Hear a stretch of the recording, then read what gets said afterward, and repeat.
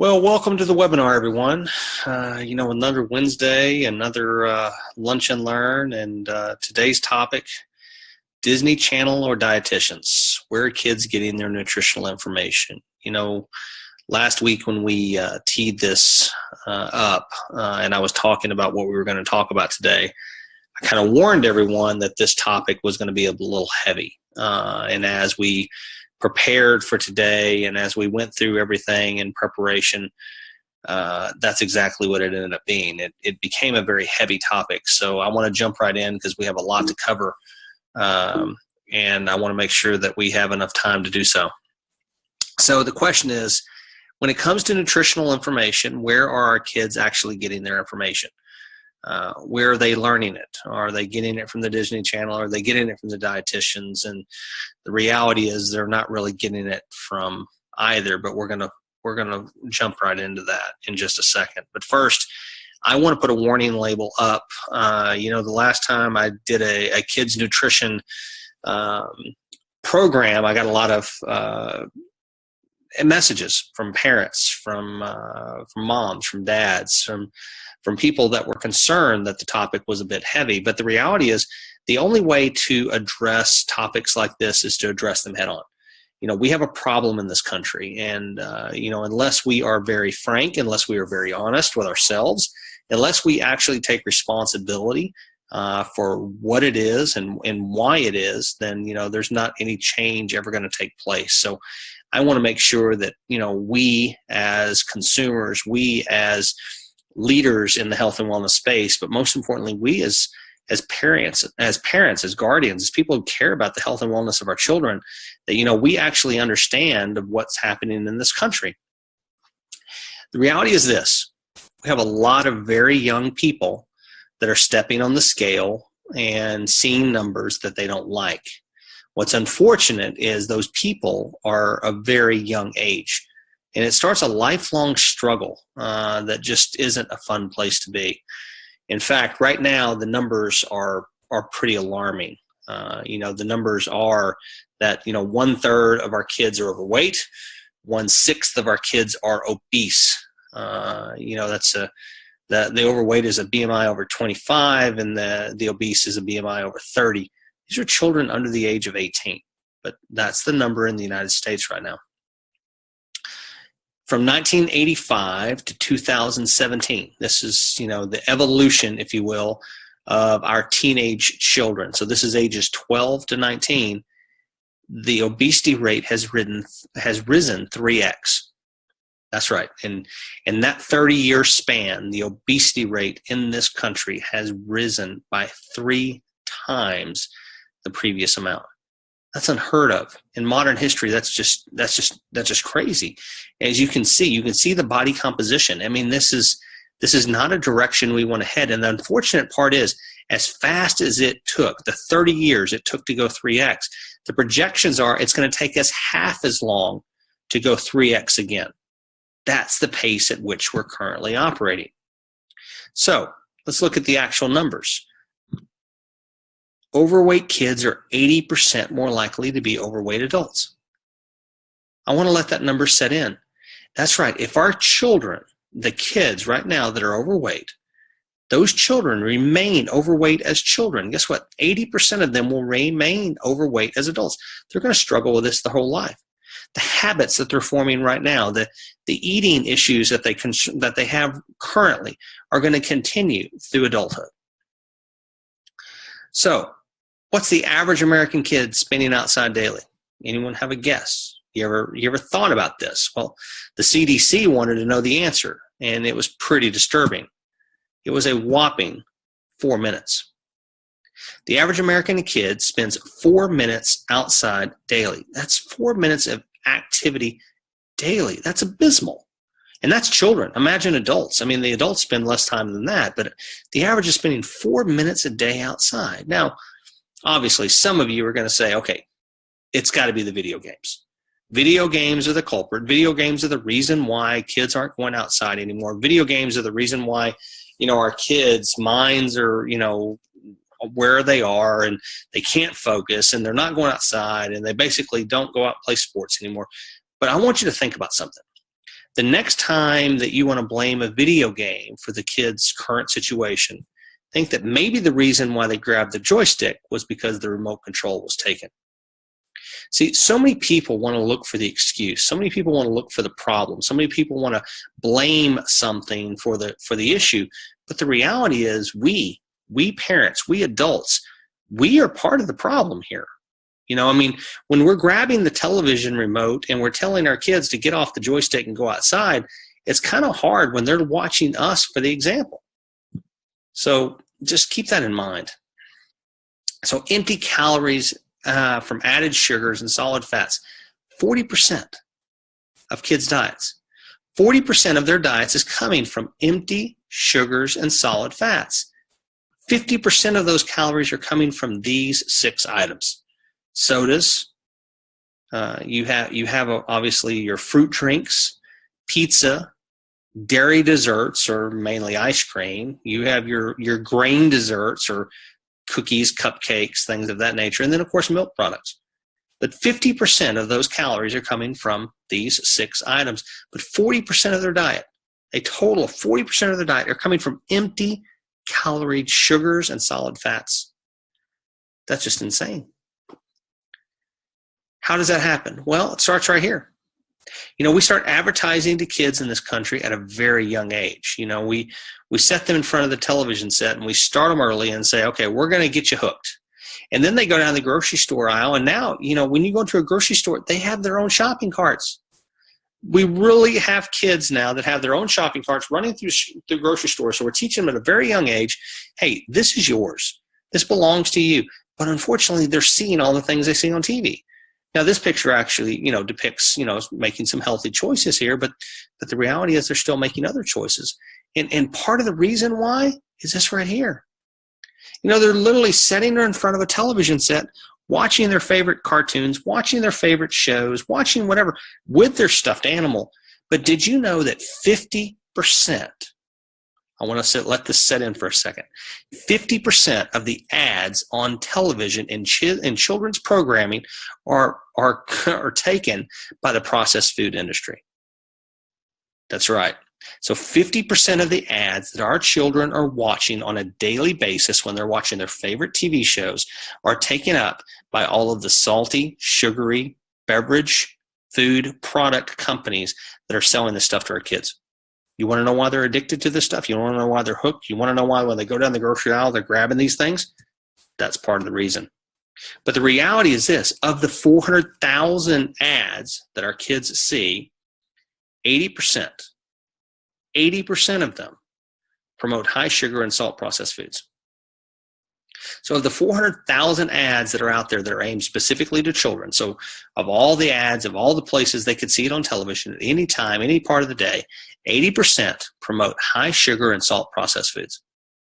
Is there any reason to question why they're addicted to these things? You want some examples? Here you go. You know, from our friend Toucan Sam to the Mario Brothers to Dora the Explorer to the Slurpee machines to even Barbie herself, all of them have been sold, if you will, to sell processed food items. All of them, even Marvel Comics, have been sold to sell processed food items. You know, and even fast food. You know, that was one of the evolutions of McDonald's, was the Happy Meal. The reality is this: kids want these things because they see these things. It's just like adults. When you see that commercial, when you see that thing that somebody has, and all of a sudden you have to have it, you just want it. I mean, it's just this cerebral portion of your brain that makes you have that compulsion. Kids are the same way when it comes to food. But unfortunately, what's going on with the food is we're having that addictive quality of the salts and sugars that they just simply can't overcome. And this is the terrible part. You know, I've spoken on several different webinars about the Bliss Point. And if you have not seen some of the prior presentations that we've done on Wednesday Lunch and Learns, let me explain to you the Bliss Point. See, processed food companies spend a lot of time, a lot of money, and a lot of resources finding that perfect point, that perfect amount of sugar and or salt that they can add to a particular product that hits the ultimate, the penultimate, if you will, point at which you have that addictive quality of the food, because if you add just a little bit more, it starts going down the other direction and taking away that addictive quality. So we call that, or what the food industry calls that, is the bliss point. That's that point at which the food is the most addictive it possibly can be. They spend millions of dollars every year trying to determine what that bliss point is. And then through advertising and providing these foods free to certain children as parts of different programs and other things, we get them addicted.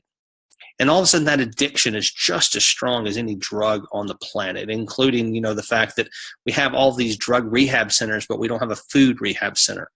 We literally get kids addicted to these sugary items, these salty items, and we do nothing other than tell them, well, don't eat that, eat this. But let's look at this. How addicted are our kids to the salts and sugars? Well, right now you have more than 80% of adolescents that do not eat the recommended 5 or more servings of fruits and vegetables each day. So where are our kids learning their nutritional information? Where are they learning how to eat? Well, a lot of them are learning how to eat through their tantrums, through their fits, through their refusal to eat certain things, and most specifically, their refusal to eat fruits and vegetables. It just isn't part of their daily diet. It's just not something that they eat. In fact, if you want to talk about vegetables, the French fry, which is not even a vegetable, folks. By the time we take the potato and we put it into the deep fryer and add all of the different ingredients that go into making these things, these are not even vegetables. We get 25% of the vegetables that our children consume, 25%, 1 out of 4 of the vegetables they consume that we count as a vegetable is a French fry. That's how sad the situation is. Let's talk about sugar for a second. The American Heart Association recommends 6 teaspoons a day maximum for kids. 6. Okay. The average boy is consuming 27, the average girl 20. So just do a weekly total for me real quick. Okay. Just try to do the math in your head. It's 189 servings a week that boys are consuming. It's 140 servings a week that girls are consuming. If you do the other side of the equation and say, okay, well, how many should they have? They should have 42 servings. We are literally consuming almost 5 times the amount of sugar we're supposed to be consuming daily. Let that sit in for a second. We are almost consuming 5x the amount that we should have on a daily basis if you're a boy. Over 3x if you're a girl. This is on a daily. You want to know why we have an overweight issue in this country? You want to know why 1/3 of our kids are overweight and 1/6 are obese? This is it. This is the issue right here. And we as parents, we as guardians, we as adults are allowing this to happen, and we're not doing anything about it. What about sodium? Children age 8 to 18 consume nearly 3,400 milligrams a day. That's per day. That's twice the recommended amount. You want to know why so many kids have heart-related issues already as kids? You want to know why they have high blood pressure? You want to know how they have these addictions? This is it. This is the food in this country. Where's most of this coming from? Well, it's coming from their favorite stuff. Earlier we looked at the 6 most common foods that kids are eating, but here's where most of the sodium's coming from the pizza, from the snacks, from the sandwiches, the breads and rolls, the cold cuts and cured meats and the cheeses. That's where that sodium's coming from. Those 6 items right there. So why are we talking about these things? This is supposed to be that, where kids learning their nutritional advice. Here's the reality. The most difficult thing to do when you're starting any health and wellness journey is to break the bad habits you have. It's the hardest thing in the world to do. In fact, most people, they go a lifetime with the struggle of food, mainly because that dopamine response, that hypothalamus that's triggering the dopamine in your brain, that's basically that pleasure center that's saying, I need this, I want this, this is what makes me feel good about myself. All of that's coming from the things that we learned. All of those things are coming from our addictions that we created when we were children. The place and time to change this isn't when you become adult. The place and time to change this is right now. And we owe this to the next generation of adults to help them, as we said here today. Look at this. I mean, if you want to know how bad it is, 70% of obese children have at least one risk factor for heart disease, and 39% have two. These are kids under the age of 18. You know, it's gotten so bad in this country that we don't even call type 2 diabetes adult onset diabetes anymore. We just call it type 2. I mean, heart disease is starting to become prevalent in children. These are people that have not even hit the age of 20 yet, and they're already having to see cardiologists. Some of them, almost 40% of them, already have two risk factors for heart disease, and they haven't even hit their 18th birthday yet. Schools. So obviously they should be learning this stuff in school, right? You know, I mean, the title of this project is, you know, the Disney Channel or dietitians, but schools, you know, they obviously teach something to kids about nutrition, right? I mean, that's why we send them to school. The average is this, 3.4 hours per year. You know, the days of learning nutrition in schools is over. Not that we ever did in the first place, but, you know, I mean, the reality is this, there's just no time spent to it. Kids don't learn anything about nutrition in schools. They literally just kind of breeze through and just kind of get a little here, a little there. Literally in 13 years of school, if you count kindergarten and the 12 years of education, they get not even 3.5, less than 3.5 hours total of nutrition. That's just crazy. So let's talk about this for a sec. You know, kids are going through the lunch line every day. 3.5 hours a year. That's all they get. 3.5 hours a year. And we send them through this lunch line and we're like, okay, now make an informed choice. You know, because we as guardians, we as school administrators, we as the government, we as parents, we're going to provide you school lunches. We're going to basically make the decision. We're not going to pack your lunch. We're going to send you to school because we want to provide you a healthy snack, a healthy option, a healthy lunch. Well, the reality is this. The average school lunch, okay, basically costs $2.68 to make. $2.68 is what it costs to create a school lunch. Of that $2.68, if you look at the breakdown of all of the cost and all of the expense that goes into it, the food itself is actually only 38%. That's right. 5% is maintenance and repairs, 2% equipment, 1% supply, 2% other, and 52% labor and benefits. 38% of that $2.68 is the food. What that means is $1. $1 is spent on the food. So what do you get for a buck? What can you actually get for $1? Well, it looks something like this. And the reality is the most healthy thing that you see on this plate actually isn't the orange, because that's probably genetically modified because you're not spending enough money to actually get something that's non-genetically modified. It's probably the napkin. Probably has the most nutritional value. Because even if you look at the hidden thing, the thing that nobody counts, that barbecue sauce that everyone just kind of grabs and doesn't think twice about, that's 60 calories per item. 310 milligrams of salt, 0 grams of fat, 10 grams of sugar in just that one packet. Well, you know what? You count the nuggets up real quick. There's 7 or 8 of them there. You're probably going to need a second one because most people take it and don't even think about it.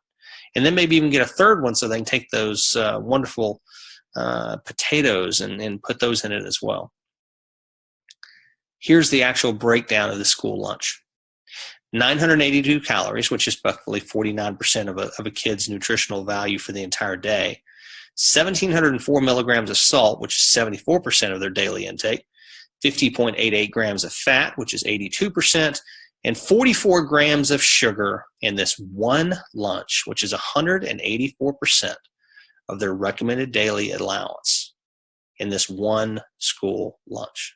So not counting the couple of snacks they have during the day, not counting the snack that they have when they get home from school, not counting the breakfast that they probably skipped, or not counting the dinner that they may or may not have, the reality is they're consuming more sugar right here in this plate without even grabbing any of the main 6 items that they eat on a regular basis, which is your sodas, which is your fruit drinks, which is your pizzas, your dairy products, your dairy desserts, and your grain desserts. None of that is here. It's other than the cookies, obviously. It's basically their staple for their food lunch before they get out into the real world and get what they really want. Well, let's look at, the food items. We have these wonderful things called Lunchables. You see on the front, 11 grams of protein. That's obviously good for them, right? Let's dig a little deeper. That's 44 calories. 44 calories of this product is that 11 grams of protein, but yet that's found itself onto the front of the box. And if you look closer, the total calories in this is 320 calories. Okay, so let's do the quick math. So roughly 1/8 of the product is the protein, but yet that's what makes the marketing label. That's what makes the front of the box. That's why you can't trust the front of the box. You have to understand what the back is. When you actually look at the number, 72 calories, or almost double the amount of protein, comes from fat. Carbohydrates is 204 calories. So man, we really have some sugar in this thing. In fact, so much so that we have 6.75 servings, more than a daily allotment of sugar for the kiddo in this one convenient, easy to grab Lunchable. How much is spent on obesity-related healthcare annually? $344 billion. Yeah, the U.S. economy sustains $344 billion spent on obesity-related healthcare every single year. That's $1,075 for every man, woman, and child in America. That's the number. Over $1,000 for every man, woman, and child related to obesity in this country. So let's look at these facts real quick. These numbers, they tell a story. We've talked about some of this already, but I want to kind of jump into it because, you can say all day 1 in 3 kids are overweight. What does that really mean? It means 25 million children in the U.S. are already struggling with their weight. And you heard earlier, 80% of them that struggle with their weight as kids will struggle with their weight as adults. 25 million. So what does that actually look like? Well, it looks like this. 1970, you had 5 million kids that were overweight. 2015, you have 25 million. Kind of an alarming projection, if you can, and 45-year difference, how fast that's grown. But the one that really, we talked about earlier, they dropped the adult onset diabetes, and now we just call it type 2. 2010, there's 5,000 reported cases. By 2015, there's 208,000 reported cases. That's something that has to change. We have to do something about this. So what else? Let's look at the next thing. 30 minutes is the average amount of time kids spend outside playing. 30 minutes per week. The punchline was already kind of wasted earlier when I said the average kid is spending roughly 4 minutes a day outside. But the reality is 30 minutes is the average amount of time kids spend playing outside per week. 96% of elementary schools in this country have no physical education classes anymore. And 2 out of 3 kids don't get any daily physical activity. They just don't do it anymore. What's the point? Their faces are down in phones and all kinds of other things. We're not encouraging physical activity anymore, and as a result, this is what's happening. Well, let's look at the last one, because it's a big factor. 1 hour plus. If you just spend more than an hour a day watching television or screen or computer or smartphone or tablet or, you fill in the blank, some type of thing with a screen where you're watching some type of program, you have a 60% chance of being overweight and a 75% increased chance of being obese. But the average kid in this country is spending more than 7 hours in front of a TV or computer screen. 7 hours is the average time that is being spent. And all it takes is an hour, over an hour, in order to increase these risks. Today's children will be the first generation since the Great Depression projected to have a shorter lifespan than their parents on this planet. All of it related to their addiction to salt, sugar, and processed food. All of it because of their weight. All of it because we as adults are not setting a good example for them.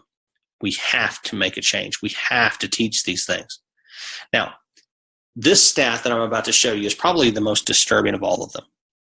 Because let's be frank, bullying is not something that we like. I mean, as somebody who grew up as a child without social media, without smartphones, I can't even imagine what my life would have been like without, with those things. And now kids are having to deal with all of this stuff. The information age, the internet, smartphones, social media, all of these stressors. And now you add weight to the equation. Well, 26% of sixth graders are bullied or teased or rejected daily based upon their size. 1 in 4. But here's the scary one. 61% of high schoolers that are overweight are teased or bullied on a daily basis. 61%. Now, as anyone that's ever gone through this as a child, this is the last thing you want. As a parent, this is the last thing you want for your child. We have to start the education process. We have to teach our children. We cannot rely on the Disney Channel or television to teach our kids what nutrition is. And we can't keep blaming them for their addictions or their not wanting to eat healthy. So here's the question. Which teaches our kids how to eat? The Disney Channel or dietitians? Well, the answer is neither one. Neither one of these actually teach our kids. The reality is our kids learn how to eat in 2 places. And this is part of where, the warning was all associated with. But the reality is our kids learn how to eat at the dinner table at which they consume food with their family and in front of the television set that they watch so often. Those are the 2 places that they learn how to eat. Those are the 2 places that they learn their nutritional information. These are the 2 places where they form their habits that will affect their lives for the rest of their lives. We as parents, we as guardians, we as adults, we as educated individuals have got to change this dynamic and start providing kids better resources, better information, better tools, better choices so that they don't have these struggles the rest of their life. We have to be the guiding light. We have to be that voice of reason. We have to be that place where they can come to get the information that they need to make better choices so that they are better people for a better world. Remember this. Your child will always follow your example, but never your advice. As a parent that has 2 well-developed teenage children, I have a 19-year-old and a 17-year-old daughter who's about to graduate high school. So 19-year-old's finishing up his freshman year in college and a 17-year-old who graduated high school. I always find it amusing when they throw things back at me that I've said, that I've done, or that they've seen. And I find it amusing because I, as the parent, always have that concept in my mind, do as I say, not as I do. But the reality is this, they always do as I do, but never what I say. They watch my example. They see what I eat. They understand what food is based upon what I've done. They understand what's right and wrong based upon how I react to situations. They understand how to interact with people based upon my interactions with other people. Kids are watching us all the time. Here's just an example. When kids want to learn, they know the difference. They are, sponges for this information. We just have to provide it for them. You want to know if they really follow what we do? Just look at some of these pictures. Our CEO laughs all the time. He tells a story about, when his twin boys were little bitty, they bought him these cars, and he was hoping that they would get in there and just start playing with these cars. And they both sat down in their car and they refused to play with them until they had the keys to the car.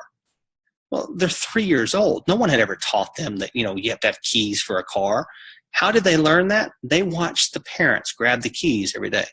They watched the parents take those keys and put them into the ignition of the car and turn the key so that the car turned on. Parents didn't have to explain to the kids that the keys are for the car and for the car to work. The kids watched, they learned, and that's what they did. Same thing here. From talking on the phone to, learning how to shave to, healthy choices. Kids are watching us as parents, as examples, as adults every single day. We have to be that guiding light. And when it comes to nutrition, guess what, guys? We're going to have to be the ones that teach. We cannot rely on the Disney Channel, and we cannot rely on the dietitians. We're going to have to do it ourselves. At IdeaLife, we believe in Healthy Simplified. We believe in mirroring choices. We believe in giving people options. We believe in giving people the opportunity to teach kids from the beginning. So as a result, we've created the kids' experience. As adults, we have the experience for them, but as, for the kids, we have something for them as well. We wanted to create the kids' experience so that parents could have their experience and kids can mirror those good habits. From nutrition in the morning with a shake to hydration in the afternoon to hydration, when they need it during the day with water as opposed to other things, to their nutrition at night, and then establishing a good bedtime. And, obviously we have the kids' bar as a healthy snack as well.